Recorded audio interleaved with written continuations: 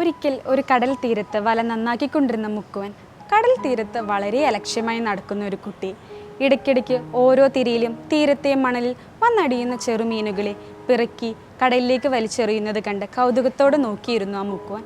പലവട്ടം ഈ പ്രവൃത്തി ചെയ്യുന്നത് കണ്ട് ആ മുക്കുവൻ ആ കുട്ടിയോട് ചോദിച്ചു, നീ എന്തിനാണ് യാതൊരു പ്രയോജനവുമില്ലാത്ത പ്രവൃത്തി ഇങ്ങനെ ചെയ്യുന്നതെന്ന്. ഒരു ചെറു പുഞ്ചിരിയോടെ ആ കുട്ടി മറുപടി പറഞ്ഞു, ചിലപ്പോൾ ഞാൻ ചെയ്യുന്നത് യാതൊരു പ്രയോജനവുമില്ലാത്ത പ്രവൃത്തിയായിരിക്കാം. എന്നിരുന്നാലും ആ മീനിൻ്റെ ജീവന് വേണ്ടിയുള്ള പിടച്ചിൽ അല്പസമയത്തേക്കെങ്കിലും ഞാനൊരു രക്ഷകനായി മാറുകയാണ്.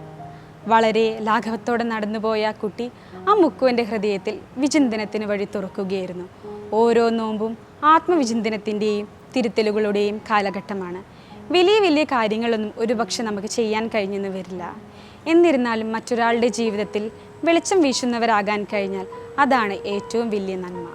ആതുര ശുശ്രൂഷ രംഗത്ത് പ്രവർത്തിക്കുന്ന നമ്മെ സംബന്ധിച്ച് നാം കണ്ടുമുട്ടുന്ന ഓരോരുത്തർക്കും അവരുടെ ജീവിതത്തിൽ സന്തോഷം നൽകുവാൻ കഴിഞ്ഞാൽ, അവരുടെ ജീവിതത്തിൽ പ്രകാശം പരത്തുന്നവരാകാൻ കഴിഞ്ഞാൽ നമ്മുടെ നോമ്പുകാലം ഫലപ്രദമാകും.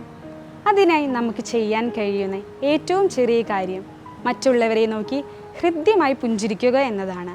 അങ്ങനെ ഒരു ചെറു പുഞ്ചിരിയിലൂടെ മറ്റുള്ളവരുടെ ജീവിതത്തിൽ പ്രകാശം പരത്തുന്നവരാകാൻ നമുക്കേവർക്കും കഴിയട്ടെ എന്ന് ഹൃദയപൂർവ്വം ആശംസിക്കുന്നു.